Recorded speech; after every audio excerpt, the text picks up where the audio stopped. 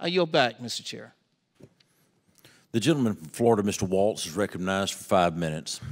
Thank you, Mr. Chair. Mr. Secretary, I was struck by a statement you just made, and I just want to touch on Representative Gates's concern about readiness. I'm the chairman of the Readiness Subcommittee. I mean, I understand there is a quality over quantity argument, but the basic issue is if they can't fly, that is a strategic failing on our part. And I think the Pentagon has become so focused on, I know it's a balance, I know there's a pendulum swing, but on making these kind of handmade, bespoke, high-tech Ferraris, but sometimes you need a fleet of pickup trucks. And you certainly need, whether they're Ferraris or pickup trucks, that can operate in the desert and can operate out in the corrosive environment in the Pacific. So let's talk about some of your pickup trucks. The Air Force owns and operates DOD's largest fleet of commercial derivative aircraft. They use commercial parts. This, Mr. Secretary, is a bag of bushings. This bag of bushings, stamped out by machinists, they need a high school diploma. It's not anything high tech about this. All of this bag is compliant with the FAA specifications. How much do you think the Air Force pays for this bag of bushings? I don't know, Congressman. $90,000.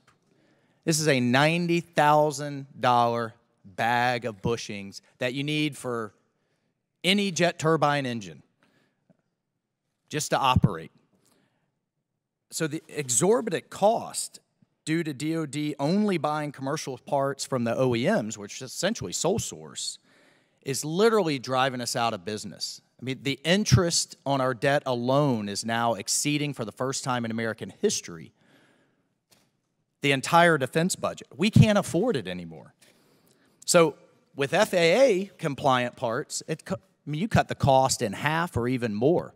So my question is, why can't, these are commercial birds out there. By the way, it has all kinds of implications for contested logistics when you can access commercial parts in the middle of a war, potentially in the Pacific.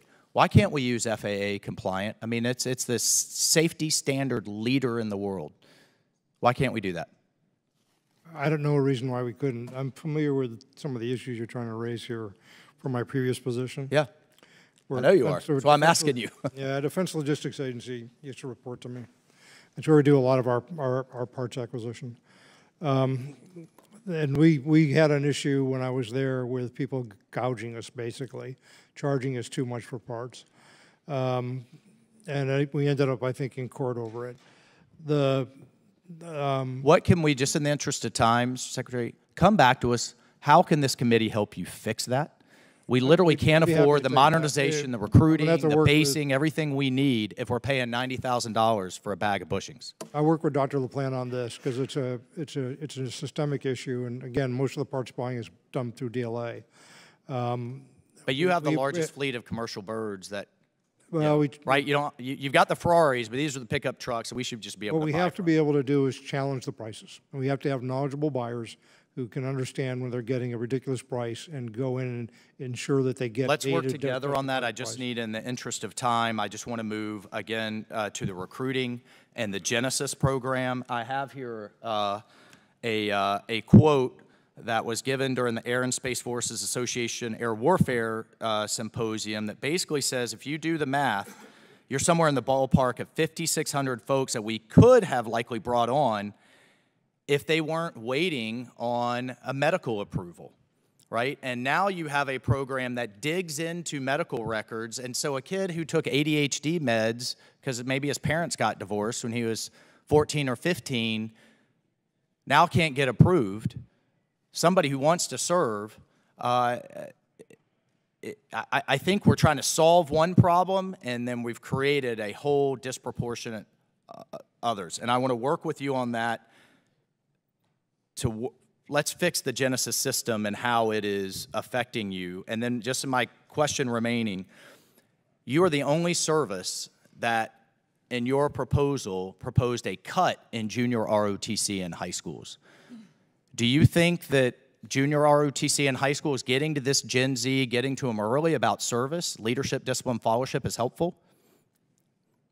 Junior ROTC is a valuable program. I'm not aware that we made a cut. We may have for some reason. I'd have to go back and get back to I look forward to working with you on that as well. You get a better citizen and you get a recruit. The gentleman's time has expired. The gentlewoman from Hawaii, Ms. Takuda, is recognized for 5 minutes. Thank you, Mr. Chair. You know, last summer I had the privilege of traveling to Japan